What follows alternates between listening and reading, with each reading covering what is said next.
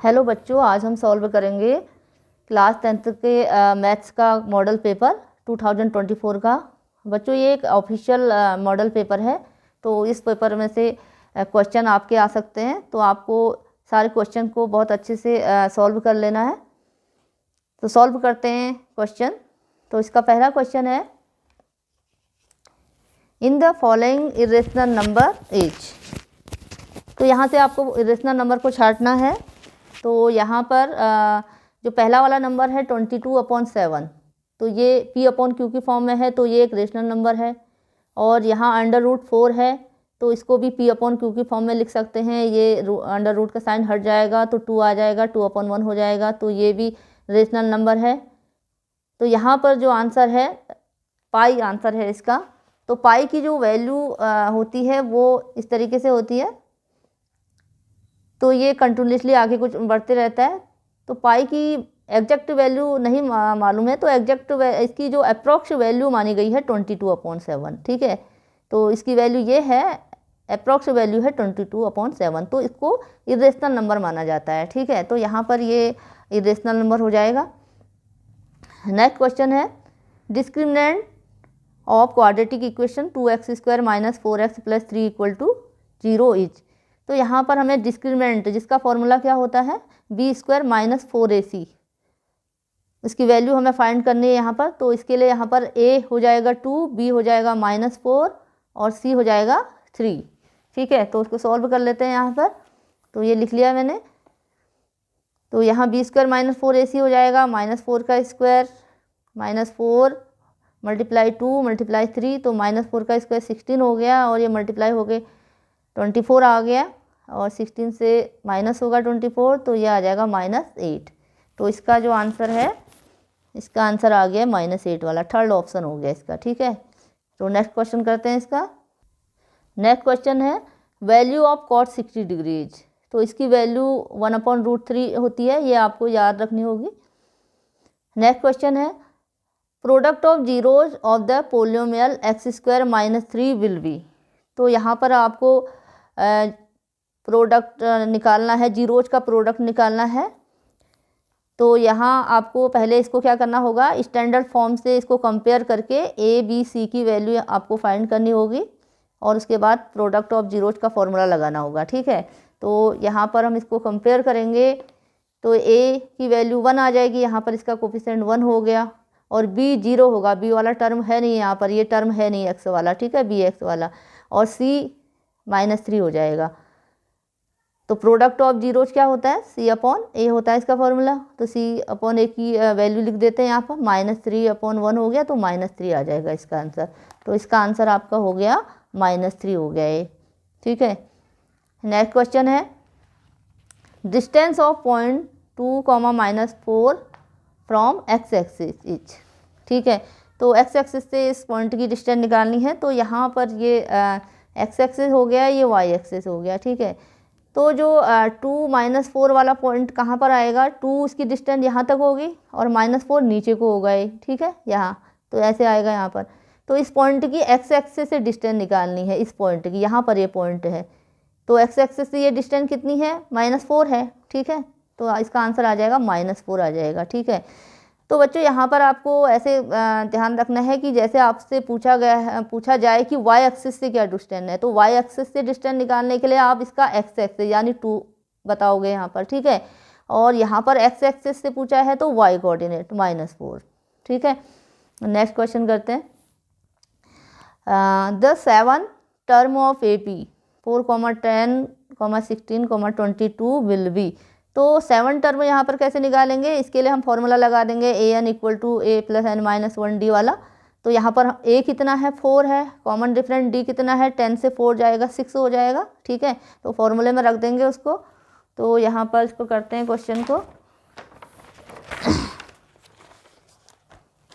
तो a यहाँ पर 4 हो गया, d यहाँ पर 10 - 4 6 आ जाएगा। तो फॉर्मूले में रख दिया a + n - 1 7 - 1d, तो ये वैल्यू रख दी यहाँ पर, 6 × 6 36, तो ये आ जाएगा 40, ठीक है। ये क्वेश्चन हो गया। उसके बाद अगला क्वेश्चन है आपका, in the figure DE is parallel to BC and AD upon DB equal to 2/3 if EC equal to 6 centimetre value of AE will be. तो यहाँ पर एक ट्राइंगल दिया हुआ है और यहाँ पर ये रेशियो दे रखा है AD अपॉन DB और ये वैल्यू भी दे रखी है आपको, EC भी दे रखी है 6 सेंटीमीटर। तो AE आपको यहाँ पर फाइंड करनी है। तो यहाँ पर आप क्या लगाओगे थ्योरम, थेल्स थ्योरम, जिसको बेसिक प्रोपोर्शनलिटी थ्योरम भी कहा जाता है। तो थ्योरम लगाएंगे तो क्या होगा, AD upon DB equal to AE upon EC, AD upon DB equal to AE upon EC। ठीक है, ये रेशियो लिख दिया है यहाँ पर। ठीक है, ये रेशियो लिख दिया। तो ये वैल्यू आपको दे रखी है,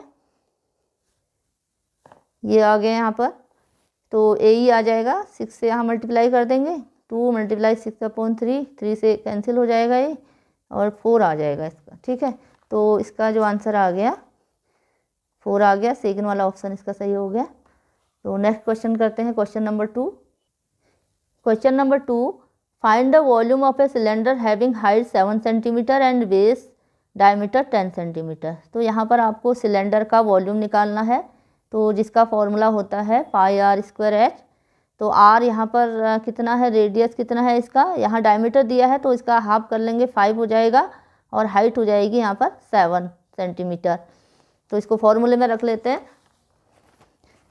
तो ये r 5 सेंटीमीटर आ गया, हाइट ये है, तो वॉल्यूम ऑफ सिलेंडर हो जाएगा पाई की वैल्यू 22/7 और ये रेडियस 5 × 5 और 7 इसका हाइट हो गई। तो 7 से 7 कैंसिल हो जाएगा, तो यहाँ बच जाएगा 22 एंड 25। तो इसको मल्टीप्लाई करेंगे तो ये आ जाएगा 550 सेंटीमीटर क्यूब आ गया। ठीक है, तो ये हमारा कंप्लीट हो गया answer. Question number 3, if 10a equal to 3/5 find cos a। तो यहाँ पर 10a की वैल्यू 3/5 दी हुई है और हमें cos a निकालना है। तो इसको एक ट्राइंगल हम बना लेते हैं इसके लिए, राइट एंगल ट्राइंगल। और तो यहाँ पर हमने वैल्यू इसकी लिख ली। तो 10a कितना क्या होता है, हाइट अपॉन बेस। ठीक है, परपेंडिकुलर अपॉन बेस, 3/5 हो गया। तो अब हमें cos a निकालना है। ठीक है, तो cos a का जो रेशियो होता है वो क्या होता है, बेस अपॉन हाइपोटेनस। ठीक है, तो हमें यहाँ पर हाइपोटेनस की ज़रूरत होगी। तो इसके लिए हमें पाइथागोरस थ्योरम से इसकी हाइपोटेनस फाइंड करनी होगी। तो इसे फाइंड करते हैं।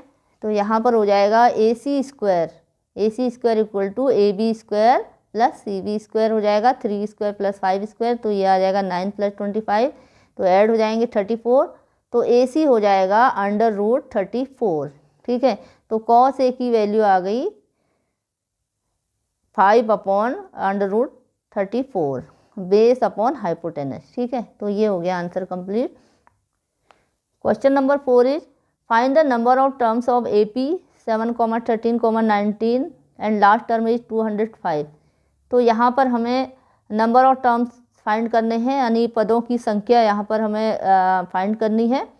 तो इसके लिए हमें यहाँ पर दिया है पहला टर्म A 7 हो जाएगा और कॉमन डिफरेंस 13 से 7 माइनस हो जाएगा तो 6 आ जाएगा यहाँ पर।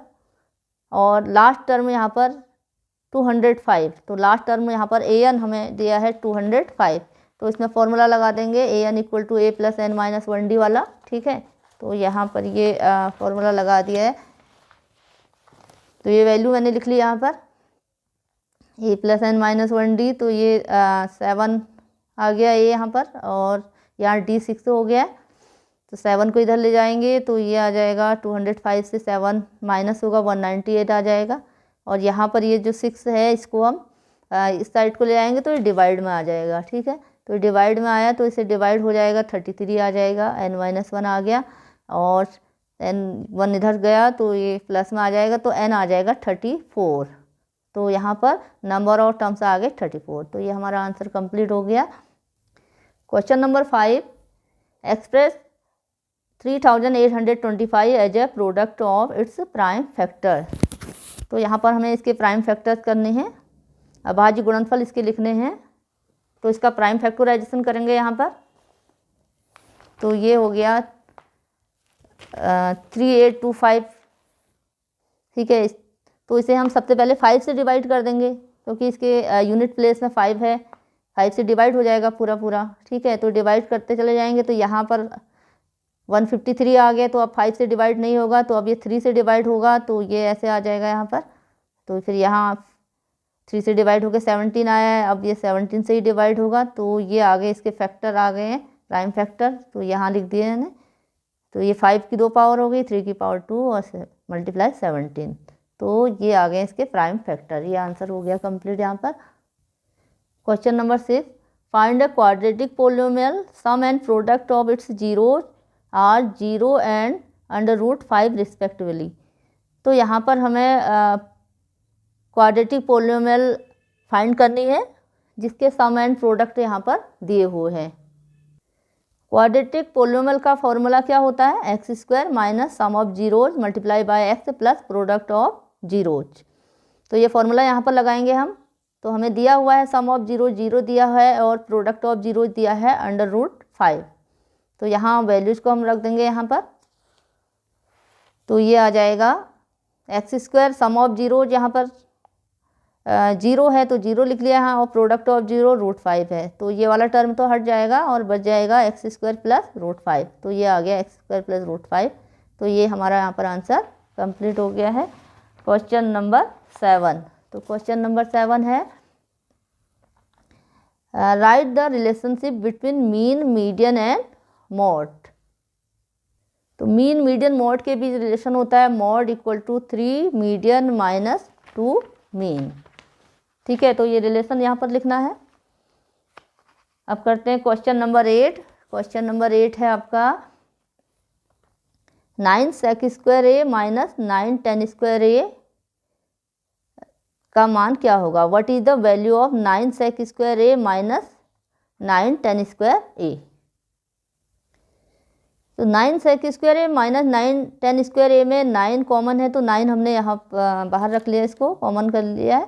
तो यहाँ आ जाएगा sec² माइनस tan²। ठीक है, तो ये आ गया। अब हम क्या करेंगे, sec² किसके बराबर होता है? 1 प्लस tan² के बराबर होता है। ठीक है, तो ये यहाँ पर लिख दिया मैंने 1 प्लस tan²। ठीक है, तो अब यहाँ पर क्या होगा, ये tan² प्लस का है, ये माइनस का है, कैंसिल हो जाएंगे, तो 1 बच जाएगा। ठीक है, तो 9 से 1 मल्टीप्लाई हो जाएगा तो 1 आ जाएगा। ठीक है, तो इसकी वैल्यू हमारी आ गई 9। ठीक है, तो ये हो गया आंसर यहाँ पर कंप्लीट। क्वेश्चन नंबर 9 करते हैं। तो क्वेश्चन नंबर 9 है find the distance between point a, b and -a, -b। तो बच्चों यहाँ पर हमें डिस्टेंस निकालनी है इन दोनों पॉइंट के बीच। तो सबसे पहले हम क्या करेंगे, इनके ऊपर लिख लेंगे x1 y1 और x2 y2 और डिस्टेंस फार्मूला यहाँ पर लगा देंगे। तो डिस्टेंस फार्मूला क्या होता है आपका? x2 minus x1 square y2 minus y1 square. तो इसमें वैल्यूज़ को लिख देते हैं यहाँ पर। तो ये वैल्यूज लिख दी, तो -a होल स्क्वायर हो गया, -b स्क्वायर आ जाएगा ये। ठीक है, तो -a कितना हो जाएगा? -2a का स्क्वायर हो जाएगा और ये -2b का स्क्वायर हो जाएगा। ठीक है, तो ये यहाँ पर ऐसे आ गया। अब ये जो है जब इसका स्क्वायर हो जाएगा तो ये 4a स्क्वायर हो जाएगा, माइनस का साइन हट जाएगा, और इसी तरीके से ये भी 4b हो जाएगा, 4b स्क्वायर हो जाएगा। ठीक है, ये हो गया 4b स्क्वायर हो जाएगा यहाँ पर। अब यहाँ से 4 कॉमन ले लेंगे। ठीक है, तो ये हो जाएगा a² प्लस b स्क्वायर, और 4 का स्क्वायर रूट होता है 2, और ये अंदर आ जाएगा a² प्लस b स्क्वायर। तो 2 √a² प्लस b स्क्वायर। तो ये हो गया इसका आंसर यहाँ पर complete. Question number 10 given that HCF 336,54 equal to 6 find LCM 336,54। तो ये दो नंबर हैं जिनका HCF यहाँ पर 6 दिया हुआ है और LCM आपको यहाँ पर फाइंड करना है। तो यहाँ पर आप फॉर्मूले से इसका LCM फाइंड करोगे। तो फॉर्मूला क्या होता है? LCM multiply HCF equal to first number multiply second number. तो उसी फॉर्मूले से आप जो है LCM निकालोगे। इसका LCM इक्वल टू हो जाएगा first number multiply second number upon HCF। तो यहाँ पर वैल्यू रख दोगे। फर्स्ट नंबर है 336 और दूसरा नंबर है 54 और HCF इसका 6 है। ठीक है, तो ये वैल्यू यहाँ पर रख देंगे। तो ये आ जाएगा यहाँ इस तरीके से। तो 6 से कैंसिल हो गया, 6 9 जा 54, तो ये मल्टीप्लाई हो गया, आ गया 3024 आ जाएगा। ठीक है, तो ये हो गया यहाँ पर answer complete. Question number 11 find the zeros of the polynomial 4u² + 8u and verify the relationship between the zeros and coefficient. तो यहाँ पर हमें जीरोज फाइंड करने हैं इस पोलिनोमियल के, तो इसके हमें फैक्टर करने होंगे। तो इसे सॉल्व करते हैं।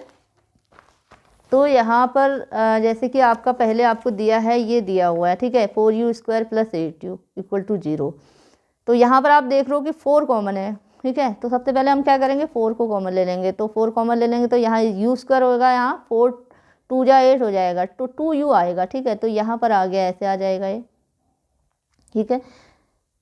तो ये आ गए इसके फैक्टर, ठीक है, 4u और u + 2 = 0 आ गया। तो यहाँ पर लिखेंगे 4u = 0, तो u हो जाएगा 0 और u + 2 0 हो गया, तो u = -2 हो गया। तो इसके क्या आ गए जीरोज, 0 एंड -2 आ गए, ठीक है। तो ये हो गया हमारा आंसर कंप्लीट। तो बच्चों यहाँ पर जीरोज के साथ हमें इसका वेरिफिकेशन भी करना है, ठीक है। ये अभी कंप्लीट नहीं हुआ है, वेरिफिकेशन भी हमें करना है। तो वेरिफिकेशन में हम क्या करेंगे, तो यहाँ पर हमें फॉर्मूला भी लगाना है और इनको ऐसे भी जोड़ना है, जैसे यहाँ पर सम ऑफ जीरोज कितना है, 0 और -2 को हम जोड़ेंगे, ठीक है। और फॉर्मूले से क्या होता है, सम ऑफ जीरोज -b/a होता है, ठीक है। तो 0 -2 इसको हम ऐड करेंगे तो 0 -2 ही रहेगा, ये प्लस माइनस माइनस हो जाता है, तो -2 आ जाता है। और फॉर्मूले से हम करेंगे तो -b/a करेंगे। तो यहाँ पर पहले हम क्या करें, इसको a b c की अगर हम जब वैल्यू हम लेंगे यहाँ, तो a तो 4 हो जाएगा इसका, और b कितना हो जाएगा, 8 हो जाएगा, ठीक है। और इसका लास्ट वाला टर्म नहीं है, ठीक है। तो हम इसको क्या कर रहे हैं, ax² + bx + c = 0 quadratic form से हम इसको कंपेयर कर रहे हैं, ठीक है। तो a हमारा 4 आ जाता है यहाँ पर, ठीक है, b हमारा यहाँ 8 आ जाता है और c हमारा यहाँ पर 0 आ जाता है। तो सम ऑफ जीरोज का फॉर्मूला होता है -b/a। तो ये फॉर्मूले में लिख दिया, -8/4 -2 आ रहा हमारा, ठीक है, फॉर्मूले से आ रहा है यहाँ पर। और हम अगर ऐसे सीधे इसको जोड़ेंगे, 0 में -2 जोड़ेंगे तो -2 आ रहा है। तो दोनों तरीके से आ रहा है, ठीक है। तो ये यहाँ पर हो गया, इसका वेरीफाई हो गया। अब हम प्रोडक्ट ऑफ जीरोज के लिए भी करेंगे। तो प्रोडक्ट ऑफ जीरोज के लिए फॉर्मूला होता है c/a। तो c हमारा 0 है और a 4 है, तो प्रोडक्ट तो इसका 0 हो जाएगा यहाँ से, ठीक है। अब यहाँ से भी हम प्रोडक्ट देखेंगे, इन दोनों को मल्टीप्लाई करेंगे तो ये भी 0 हो रहा है, ठीक है। तो यहाँ से भी 0 हो रहा है, दोनों 0 हो रहा है, तो ये वेरीफाइड हो गया है, ठीक है। तो हमारा फॉर्मूले से भी वही आ रहा है, सम ऑफ जीरोज और प्रोडक्ट ऑफ जीरोज, और हम इसको डायरेक्टली अगर कर रहे हैं सम और प्रोडक्ट इसका, तो वो भी वही आ रहा है। तो यहाँ पर हमारा ये वेरीफाई हो गया, ठीक है। तो ये अब हमारा आंसर जो है कंप्लीट हुआ है। Question number 12, find 2 number whose sum is 27 and product is 182। तो ऐसी दो नंबर हमें निकालने हैं जिनका जोड़ 27 है और जिनको गुणा करने में, मल्टीप्लाई करने पर 182 हो, ठीक है। तो इसे सॉल्व करते हैं। तो यहाँ पर हम पहले मान लेंगे कि दो जो संख्याएं हैं वो x एंड y हैं, ठीक है। और तो पहली जो हमें कंडीशन दे रखी है, क्या दे रखी है कि दोनों संख्याओं का जोड़, योग, ठीक है, ठीक है, सम उनका कितना है 27। तो x + y = 27 हो गया। और इनका प्रोडक्ट यानी कि मल्टीप्लिकेशन, गुणा, ठीक है, तो ये x y = 182 हो गया, ठीक है। अब हम इन दोनों इक्वेशन को सॉल्व करेंगे, ठीक है। सब्स्टिट्यूशन और एलिमिनेशन मेथड आपने कर रखी है, ठीक है। तो यहाँ पर हम सब्स्टिट्यूशन मेथड से कर सकते हैं इसको। तो यहाँ क्या करेंगे कि ये है आपका पहली इक्वेशन जैसी ये है आपकी, तो यहाँ से हमने y निकाल लिया इससे पहले, ठीक है। तो y कितना हो जाएगा, यहाँ पर x इधर चला जाएगा तो 27 - x हो जाएगा। तो y = 27 - x हो गया। तो ये वाली वैल्यू को इक्वेशन नंबर 2 में सब्स्टिट्यूट कर देंगे, ठीक है। तो y की जगह पर ये लिख देंगे हम यहाँ पर, ठीक है, ये यहाँ पर लिख दिया मैंने। तो ये हो गया 27 - x 182। अब ये अंदर मल्टीप्लाई हो जाएगा, 27x - x² = 182। तो अब हम इसको लिख लेंगे, ये माइनस है तो इसको प्लस में ले आते हैं इधर, इसको लाके। तो ये x² हो गया और ये वाला माइनस का हो जाएगा, ये प्लस का हो गया। तो ये हमारी एक क्वाड्रेटिक फॉर्म में आ गई इक्वेशन, ठीक है, क्वाड्रेटिक इक्वेशन आ गई है। तो इसके हम फैक्टर करेंगे, ठीक है। तो जब फैक्टर करेंगे तो उसी से हमारे जो ये नंबर हैं ये निकल जाएंगे, ठीक है। तो यहाँ पर हमारी क्वाड्रेटिक इक्वेशन है x² - 27x + 182। तो इसके फैक्टर करने के लिए हमें क्या करना होता है, इसका जो लास्ट वाला टर्म है उसको फर्स्ट वाले टर्म के कोफिशिएंट से मल्टीप्लाई करेंगे पहले, ठीक है। तो इसका कोफिशिएंट 1 है, ठीक है, 1, तो 182 से 1 मल्टीप्लाई होगा तो 182 रहेगा, ठीक है। तो इसको सॉल्व करते हैं यहाँ पर, जैसे कि ये आ गया 182 आ गया, और इसका जो बीच वाला टर्म है हम -27 है, ठीक है। तो -27 को कैसे लाएंगे हम, -27 को इसके फैक्टर करके, ठीक है। तो फैक्टर करेंगे, उन फैक्टरों को जोड़ के या घटा के हमें ये लाना है -27। तो इसके फैक्टर करें यहाँ पर, तो ये आ रहे हैं 14 और 13 आ रहे हैं, ठीक है। तो इसको हम क्या करें, 27 आ जाए तो माइनस माइनस कर देंगे, -14 और -13, तो ये आ जाएगा -27, ठीक है। तो हमें बीच वाला टर्म जो है हमें लाना है -27x लाना है, ठीक है। तो ये हम ऐसे लिख सकते हैं इसको, तो -27x को क्या लिख सकते हैं हम, -14x एंड -13x, ठीक है। ये तो ये लिख लिया यहाँ पर, ऐसे आ जाएगा। तो अब यहाँ से x कॉमन आ जाएगा, तो x कॉमन आ जाएगा तो यहाँ से तो हो जाएगा x -14 आ जाएगा इधर, और यहाँ -13 कॉमन ले लेते हैं, तो ये भी साइन माइनस का हो जाएगा, x -14 हो गया। तो ये आगे आ गया, यहाँ x -14 दोनों में है तो यहाँ से कॉमन ले लेंगे इसको, ठीक है। ये यहाँ कॉमन ले लिया, तो अंदर यहाँ बच जाएगा x और यहाँ बच जाएगा -13 = 0। तो ये आ गए इसके फैक्टर। तो इफ़ x = -14 करते हैं, x -14 = 0 करते हैं तो x आ जाता है 14, अगर इसको करते हैं 0 तो x = आ जाता है 13। तो एक संख्या हमने x मानी थी, ठीक है, और दूसरी y मानी है। तो अगर हम x को 14 लेंगे तो y कितना आ जाएगा, 27 - 14 आ जाएगा, तो ये 13 हो जाएगा, ठीक है। अगर हम 13 मानते हैं तो y आ जाएगा 27 - 13 = 14, ठीक है। तो यहाँ पर यहाँ हमने ये करा था कि y की जो वैल्यू हमने यहाँ पर करी थी, ये 27 - x करी थी यहाँ पर ही, ठीक है। तो इसीलिए हम इसको घटा रहे हैं यहाँ पर। तो एक वैल्यू हमारी x और दूसरी वैल्यू हमारी y आ गई है यहाँ पर, ठीक है। तो एक पहली 13 आ गई है और दूसरी आ गई यहाँ पर 14 आ गई है। तो ये नंबर हमने यहाँ पर फाइंड कर लिए, तो ये हमारा आंसर इसका कंप्लीट हो गया है, ठीक है। तो अब हम क्वेश्चन 12 यहाँ पर सॉल्व करेंगे। तो क्वेश्चन नंबर 12 का अथवा और वाला जो पार्ट है, find the value of k so that the quadratic equation 2x² + kx + 3 = 0 have 2 equal root. तो यहाँ पर हमें k की वैल्यू निकालनी है जब उसके रूट इक्वल हैं, ठीक है। तो रूट जब इक्वल होते हैं तो उसके लिए कंडीशन क्या होती है, b² - 4ac = 0, डिस्क्रिमिनेंट 0 होता है, ठीक है। तो हम पहले इसको क्या करेंगे, स्टैंडर्ड क्वाड्रेटिक फॉर्म यानी कि ax² + bx + c = 0 से हम इसको कंपेयर करके a b c की वैल्यू निकालेंगे और उसके बाद डिस्क्रिमिनेंट में रखेंगे इसकी वैल्यू, ठीक है। तो यहाँ पर क्या हो जाएगा, हमें क्या दिया हुआ है, ये दिया हुआ है, इक्वेशन दे रखी है, तो इसके रूट्स इक्वल हैं, ये भी हमें दिया हुआ है। तो यहाँ पर हमने लिख दिया b² - 4ac = 0। तो a यहाँ पर कितना हो जाएगा, 2 हो जाएगा a, और b कितना हो जाएगा, k हो जाएगा, और c कितना हो जाएगा, यहाँ पर 3 हो जाएगा। तो इक्वल रूट के लिए जो कंडीशन है ये हमें पहले से ही दे रखी है, तो हमने यहाँ पर लिख ली इसको, और यहाँ पर वैल्यूज़ को पुट कर देते हैं। तो ये वैल्यूज हो जाएगी इसकी k² - 4 × 2 × 3 = 0। तो ये 4 2 जा 8, 8 3 जा 24 हो गया। तो k² आ जाएगा, 24 को इधर ले गए तो प्लस में हो गया यहाँ। तो k स्क्वायर में है तो k की वैल्यू, दो वैल्यूज आ जाएंगी, प्लस माइनस √24, ठीक है, दो वैल्यूज आ गई इसकी। अब इसको हम ऐसे भी लिख सकते हैं, 4 × 6, तो 4 का स्क्वायर रूट हो जाएगा 2 हो जाएगा, और ये अंदर 6 बच जाएगा। तो इसकी वैल्यू आ गई, k की वैल्यू कितनी आ गई, +-2√6 आ गई, ठीक है। तो ये हमारा यहाँ पर आंसर कंप्लीट हो गया है। Question number 13, a bag contains 3 red balls and 5 black balls. A ball is drawn at random from the bag. What is the probability that the ball drawn is red, not red? तो यहाँ पर हमें probability बतानी है जब ball red colour की हो और जब नहीं हो। तो यहाँ पर जो टोटल बॉल है कितनी है, 5 और 3 8 बॉल हो गई, ठीक है। रेड बॉल 3 है और 5 बॉल ब्लैक वाली हैं, ठीक है। तो हम रेड बॉल की प्रोबेबिलिटी कैसे निकालेंगे यहाँ पर, तो रेड कितनी बॉल है यहाँ पर 3 है, टोटल बॉल हो गई 8, तो रेड बॉल की प्रोबेबिलिटी हो गई 3/8। और नॉट की हो जाएगी जो बॉल नहीं है, रेड यानी कि जो ब्लैक बॉल है, तो 5/8 हो गया। या हम इसको ऐसे भी कर सकते हैं, नॉट निकालने के लिए क्या करेंगे, 1 से कर देंगे, 1 - 3/8, तो ये 5/8 आ जाएगा। तो ये हो गया हमारा आंसर कंप्लीट।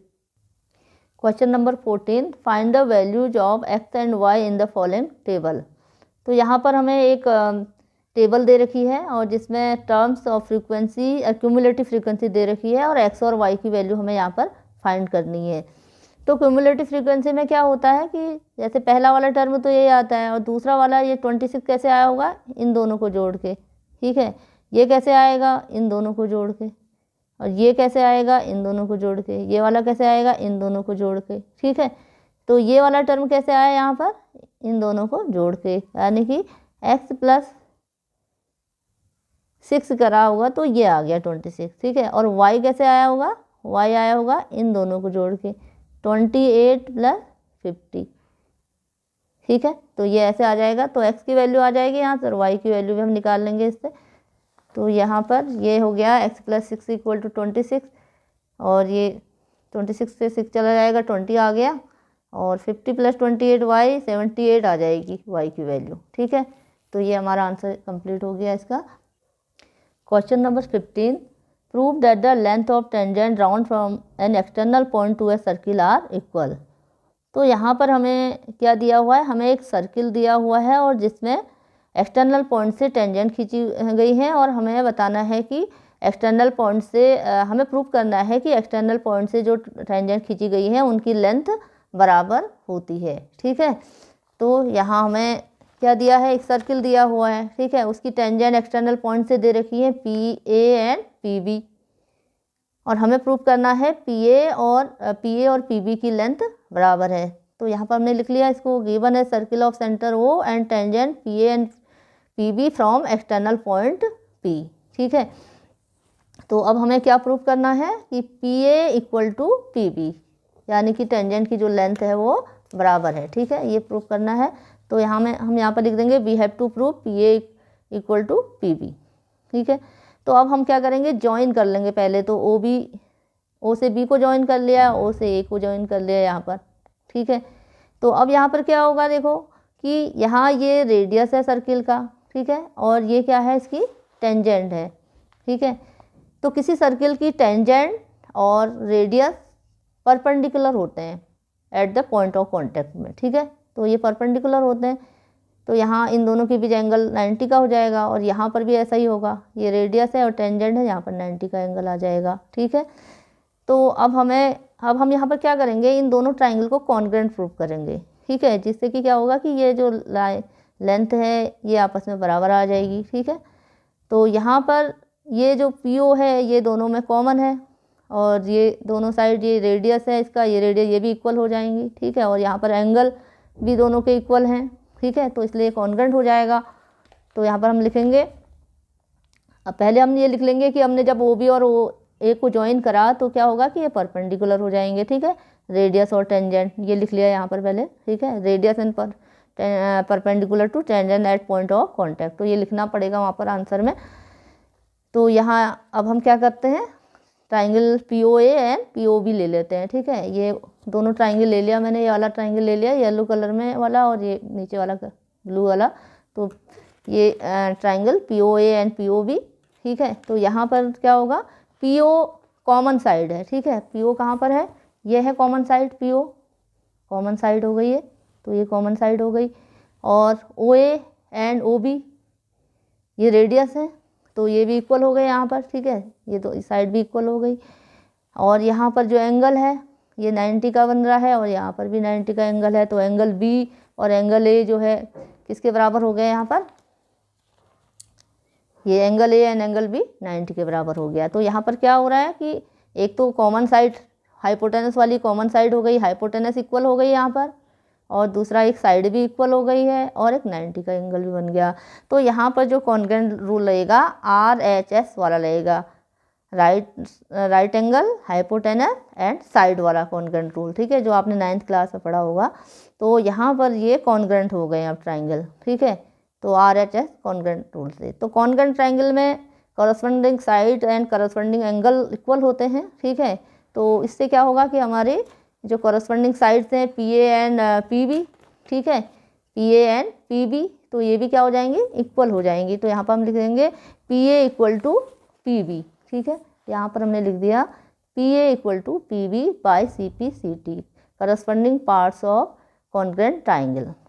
तो यही हमें प्रूफ करना था, एक्सटर्नल टेंजेंट की लेंथ आपस में बराबर होती है, तो ये हमारा प्रूफ हो गया। तो हमें यहाँ पर क्या करना है, हमें इन दो ट्राइंगल को कॉन्ग्रुएंट प्रूफ कर देना है, ठीक है, तो उससे ये कॉन्ग्रुएंट प्रूफ हो जाएंगे, तो ये साइड आपस में बराबर हो जाएंगी। तो ये कंप्लीट हो गया। Question number 16, in the given figure if LM is parallel to CB and LN is parallel to CD, prove that AM upon AB equal to AN upon AD। तो ये हमें यहाँ पर एक फिगर दिया हुआ है और हमें इसे यहाँ ये प्रूफ करना है, ठीक है। तो इसे प्रूफ करने के लिए हम क्या करेंगे, यहाँ पर बेसिक प्रोपोर्शनलिटी थ्योरम का यूज करेंगे, ठीक है। तो यहाँ पर दो ट्राइंगल आपके बने हुए हैं, एक ट्राइंगल ये बना हुआ है, एक ट्राइंगल ये बना हुआ है, और यहाँ पर ये पैरेलल है, ML पैरेलल है BC के, ठीक है। तो इसमें भी लगाएंगे हम Thales theorem, basic proportionality theorem, और ये वाले ट्राइंगल में भी यहाँ NL इसके पैरेलल में है एक लाइन, तो यहाँ पर भी थेल्स थ्योरम लग जाएगी। तो इसे सॉल्व करते हैं। तो यहाँ पर ये दो ट्राइंगल इस तरीके से हैं यहाँ पर, ठीक है। तो यहाँ हम क्या करेंगे, पहले ये वाले ट्राइंगल में लगा देंगे थेल्स थ्योरम और फिर इस वाले ट्राइंगल में लगा देंगे, ठीक है। तो थेल्स थ्योरम लगाएंगे तो क्या होगा, कैसे बनेगा इसका, AM upon MB equal to AL upon LC, ठीक है। तो अगर आप इसको ऐसे देखोगे, ठीक है, ऐसे देखोगे आप, ये ऐसे एक ट्राइंगल बन गया यहाँ पर ये, ठीक है। तो AM upon MB equal to AL upon LC हो जाएगा, ठीक है। उसी तरीके से ये वाले ट्राइंगल के लिए, ADC ट्राइंगल के लिए क्या हो जाएगा, तो ये हमने मान लिया AN upon ND equal to AL upon LC, ठीक है। पहले वाले के लिए क्या होगा, पहले वाले के लिए हो गया AM upon MB equal to AL upon LC, और दूसरे के लिए क्या हो जाएगा, AN upon ND equal to AL upon LC, ठीक है। ऐसे ले लेना है हमको इसको। तो यहाँ पर हमने बेसिक प्रोपोर्शनलिटी थ्योरम लगानी है। तो पहले हम लिखेंगे वी हैव टू प्रूव, हमें क्या प्रूव करना है, ये प्रूव करना है। और इस ट्राइंगल में ABC ट्राइंगल हमने ले लिया, ये वाला ऊपर वाला ट्राइंगल ले लिया, रेड वाला है जो। तो यहाँ क्या है, ML is parallel to BC है, तो ये लिखना भी पड़ेगा हमें यहाँ पर। तो अब हमारा क्या हो जाएगा, AM upon MB equal to AL upon LC हो जाएगा यहाँ पर, ठीक है। ये पहली आ गई equation by BPT, basic proportionality theorem. अब दूसरे ट्राइंगल के लिए भी ऐसी हो जाएगा, AN upon ND equal to AL upon LC हो जाएगा, ठीक है। ये हो जाएगा यहाँ पर, तो यहाँ भी ऐसे लिखना पड़ेगा हमें, in triangle ADC LN is parallel to CD, ठीक है। तो ये हो जाएगी कंडीशन। तो पहली और दूसरी कंडीशन में क्या हो रहा है, यहाँ पर भी AL अपॉन AC आ रहा है इक्वल, और यहाँ भी AL अपॉन AC है, ठीक है। दोनों के राइट साइड में एक ही चीज़ है, ठीक है। तो राइट साइड इक्वल है तो लेफ्ट साइड भी इक्वल होंगे। तो ये आ जाएगा हमारा AM upon AB from equation first and second, AM upon AB equal to AN upon AD, ठीक है। तो ये दोनों इक्वेशन से आपको ये मिल जाएगा, ठीक है। तो यही हमें प्रूव करना था। ये हमारा आंसर कंप्लीट हो गया है। क्वेश्चन नंबर 16 का अथवा और वाला क्वेश्चन है, in the given figure if ODC is similar to triangle ODC is similar to triangle OBA and angle BOC equal to 125 degree and angle CDO equal to 70 degree. Find angle DOC and angle DCO, ठीक है। तो यहाँ पर figure दे रखी है, तो हमें कौन सा एंगल निकालना है, एक एंगल हमें निकालना है DOC, ये वाला एंगल निकालना है हमें, ठीक है। ये एंगल निकालना है। तो ये वाले एंगल के लिए हम क्या करेंगे, देखो ये और ये एंगल दोनों मिलके क्या बनाएंगे, 180 का एंगल हो जाएगा। लीनियर पेयर है, एक लाइन बना रहे हैं ना ये एंगल, ये वाला और ये एंगल, ठीक है। तो 180 से माइनस करके आ जाएगा ये वाला एंगल, ठीक है। तो ये एंगल यहाँ पर आ जाएगा। और दूसरा एंगल हमें निकालना है DCO, ये वाला एंगल निकालना है हमें, ठीक है। अब जब हमें ये वाला एंगल पता चल जाएगा तो ये एक ट्राइंगल बन रहा है यहाँ पर, तो तीनों एंगल का सम 180 होता है, ठीक है। तो इन दोनों एंगल को जोड़ के 180 से माइनस कर लेंगे, ठीक है। तो इसे सॉल्व करेंगे तो यहाँ पर ये है ऐसे क्वेश्चन, तो यहाँ ये 125 180 से माइनस होके आ जाएगा, यहाँ पर 55 आ गया ये एंगल, ठीक है। ये एंगल आ जाएगा, लीनियर पेयर है तो यहाँ पर लिख देंगे DOC 180 माइनस 125, लीनियर पेयर बना रहे हैं तो ये 55 आ जाएगा ये एंगल, ठीक है। तो ये 55 आ गया। अब हमें ये एंगल निकालना है, तो पहले हम 70 डिग्री और 55 को जोड़ लेते हैं, 125 आ जाएगा यहाँ पर, और एंगल DCO आ जाएगा 180 से माइनस करेंगे। सम ऑफ एंगल जो है ट्राइंगल का होता है 180, तो इसलिए माइनस करा इसको 180 से, तो ये भी आ जाएगा यहाँ पर 55 डिग्री आ गया, ठीक है। तो यहाँ पर ये आंसर हो गया यहाँ पर complete. Question number 17, if the sum of first 7 term of an AP is 49 and that of first 17 term is 289, find the sum of first n term. तो यहाँ पर हमें AP के 7 टर्म का सम दे रखा है यहाँ पर, और 17 टर्म का सम भी दे रखा है, और हमें n टर्म का सम यहाँ पर फाइंड करना है। तो उसे सॉल्व करते हैं। तो हमें ये दिया है, उसे लिख लिया हमने ये, तो हमें n टर्म का सम निकालना है, यानी कि SN निकालना है, ठीक है। तो यहाँ पर हमें फर्स्ट टर्म हम A मान लेंगे और कॉमन डिफरेंस हम D मान लेंगे, तो सम वाला यहाँ पर फॉर्मूला लगा देंगे। तो कौन सा फॉर्मूला लगेगा यहाँ पर, ये फॉर्मूला लग जाएगा इधर, ये SN equal to n/2 2a plus n-1d। तो यहाँ पर ये वैल्यूज़ को रख देते हैं जो वैल्यू हमें दे रखी हैं। तो S7 दिया हुआ है, S7, तो n की जगह पर 7 लिख देते हैं, ठीक है। ये 7 यहाँ लिख दिया, तो यहाँ 7 से 1 जाएगा तो 6d आ जाएगा, ये 2a आ जाएगा। तो अब यहाँ पर देखो, यहाँ 2a प्लस 6d है, तो 2 कॉमन आ गया यहाँ से, ये कॉमन आ जाएगा यहाँ, तो a प्लस 3d बच जाएगा। 2 1 जा 2 2 3 जा 2 से 2 कैंसिल हो गया, ठीक है। तो यहाँ 7 बचा, तो 7 को इधर ले जाएंगे तो ये डिवाइड में चले जाएगा, तो a प्लस 3d, 7 से 7 ये डिवाइड हो गया, 7 आ जाएगा। तो 7 7 जा 49 होता है, ठीक है।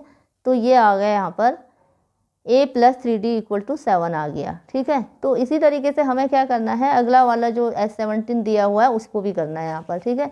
तो ये यहाँ पर S17 के लिए करा हमने, यहाँ भी वैल्यूज़ को रख दिया, 17/2 2a प्लस 17 माइनस 1d, ये माइनस हो जाएगा, 16d आ जाएगा। यहाँ से भी 2 कॉमन ले देंगे हम, 2 1 जा 2 2 8 जा हो गया, ये 2 से 2 कैंसिल, अब 17 यहाँ कैंसिल कर लेगा इसको 17 टाइम्स, तो यहाँ 17 आ गया, a प्लस 8d आ गया। तो ये दूसरी इक्वेशन आ गई हमारी, ठीक है। तो दूसरी इक्वेशन आ गई a प्लस 8d, और पहली इक्वेशन आई a plus 3d equal to 7। तो ये लीनियर इक्वेशन आ गई हैं a और d की फॉर्म में। तो यहाँ पर हम क्या करेंगे,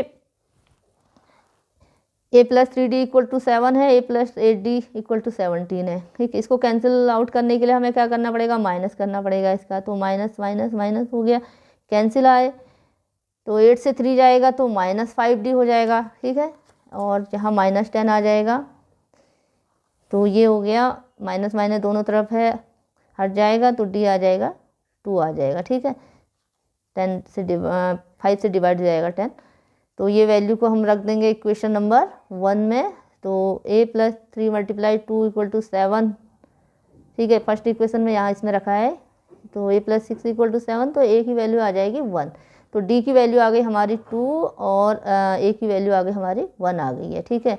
तो ये हमारा हो गया, इसका आंसर कंप्लीट नहीं हुआ है अभी, तो SN भी निकालना है, ठीक है। तो a और d निकाल लिया, उसके बाद हमें निकालना है SN निकालना है, ठीक है। तो बच्चों यहाँ पर हमारा d आ गया था 2 और a आ गया था 1, तो SN कितना हो जाएगा, ये फॉर्मूला हमने लिख दिया यहाँ पर। तो a की वैल्यू आ गई है यहाँ पर 1 और d की वैल्यू है 2, तो 2 1 जा 2 हो जाएगा यहाँ पर, और 2 से इसको मल्टीप्लाई कर देते हैं अंदर, तो 2n माइनस 2 हो जाएगा ये, और ये प्लस का है और ये माइनस का है, 2 से 2 कैंसिल आ जाएगा, ठीक है। तो यहाँ बच जाएगा 2n, तो n/2 मल्टीप्लाई 2n हो गया, और यहाँ पर फिर ये 2 से कैंसिल हो गया, और यहाँ n और n मल्टीप्लाई होके कितना हो जाएगा, n²। तो SN आके आपका n² आ गया, ठीक है। तो ये हमारा आंसर आ गया nth टर्म का सम। तो अब हमारा आंसर यहाँ पर कंप्लीट हो गया है। Question number 18, prove that sin a upon 1 plus cos a plus 1 plus cos a upon sin a equal to 2 cosec a।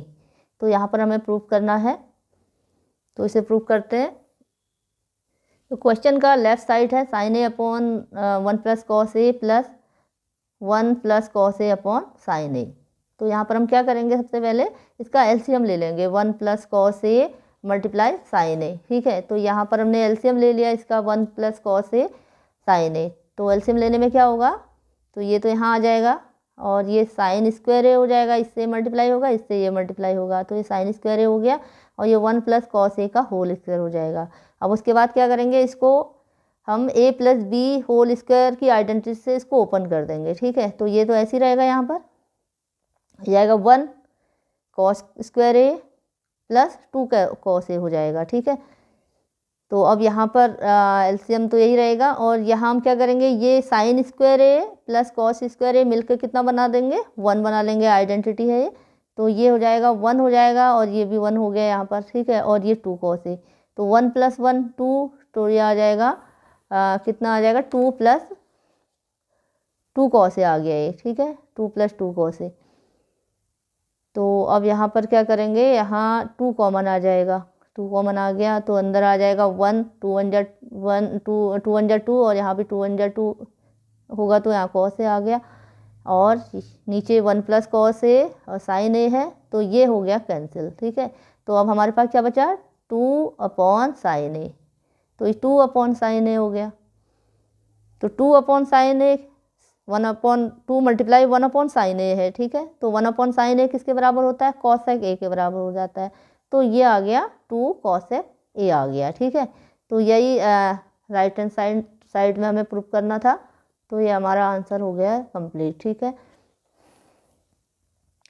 Question number 18 का और वाला पार्ट है, sine a plus cosec a whole square plus cos a plus sec a whole square equal to 7 plus tan square a plus cot square a. तो यहाँ पर भी हमें proof करना है, तो इसका लेफ्ट हैंड साइड ले लेते हैं हम। तो लेफ्ट हैंड साइड ले लिया, तो अब इसे क्या करेंगे, a plus b whole square की आइडेंटिटी से इसको खोलेंगे। तो a plus b whole square की आइडेंटिटी क्या होती है, a square plus b square plus 2ab। ठीक है, तो a square sine square a हो गया, b स्क्वायर कॉसेक स्क्वायर हो गया, 2ab, तो 2 साइन ए और कॉसेक भी हो जाएगा। उसी तरीके से इसको भी ओपन कर देंगे, तो ये हो जाएगा cosec square A sec square a plus 2 cos A सेक ए हो गया। ठीक है, तो यहाँ पर अब हमें टेन और कॉट में लाना है। ठीक है, तो हम पहले क्या करें, इसको साइन स्क्वायर ए और कॉस स्क्वायर ए ये तो मिलके 1 बन जाएगा यहाँ पर, या तो हम क्या करेंगे, यहाँ इसको तो हम लिख लेंगे 1। ठीक है, ये साथ में लिख लिया पहले हमने, यहाँ पर साथ में लिख लिया इस लाइन में, और ये कॉसेक स्क्वायर ए हो गया और यहाँ ये सेक स्क्वायर ए हो गया, और यहाँ पर देखो यहाँ 2 साइन ए, ये सेक ए है जो वो किस में बन गया है, अच्छा ये 1 अपॉन कोस है, ये वाला ये नहीं यहाँ पर है, ये हो गया 2 साइन ए हो गया और कॉसेक ए कितना हो गया, 1 अपॉन साइन ए हो गया है। ठीक है, तो ये तो हम ऐसे लिख सकते हैं, और ये वाला जो है इसको लिख सकते हैं 1 अपॉन कॉस ए लिख सकते हैं, तो ये यहाँ पर लिख दिया है। ठीक है, तो यहाँ ये कैंसिल हो गया और यहाँ ये कैंसिल हो गया, तो यहाँ क्या बच रहा है, ये वाला टर्म इसको हम 1 लिख लेंगे। ठीक है, ये पूरा हो गया यहाँ पर, और ये बचा यहाँ पर कॉसेक स्क्वायर हो गया, उसके बाद ये भी लिख लिया है, ये सेक स्क्वायर हो गया, यहाँ से क्या बचा है, 2 बचा है, ये कैंसिल हो गए थे, यहाँ से भी कितना बचा है, 2 बचा है। ठीक है, तो अब इनको तो ऐड कर देते हैं हम, 2 2 4 यहाँ पर ऐड हो गए, 4 आ गया है। ठीक है, और ये 1 कॉसेक स्क्वायर ए, इसको ऐसे ही रखा है,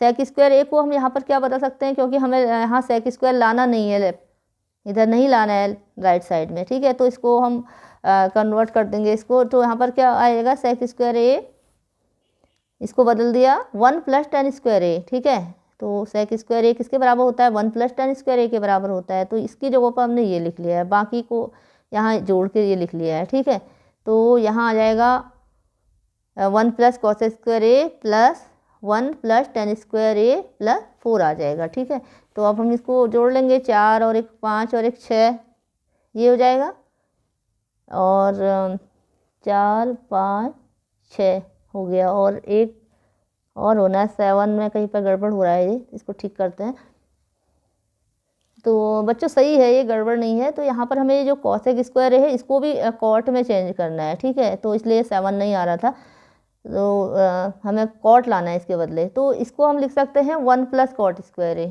ठीक है। तो ये 1 तो ये हो गया, और ये 1 प्लस कॉट स्क्वायर हो गया, ठीक है। और ये 10 स्क्वायर हो गया, और ये 4 में 1 ऐड होके 5 आ गया। तो 5 6 7, ठीक है। अब आ गया 7, तो यहाँ पर 7 आ गया, और बाकी जो बचे हैं उनको लिख लेते हैं 10 square a plus cot square a. तो यही हमें प्रूव करना था, ठीक है। तो ये हमारा कंप्लीट हो गया है आंसर।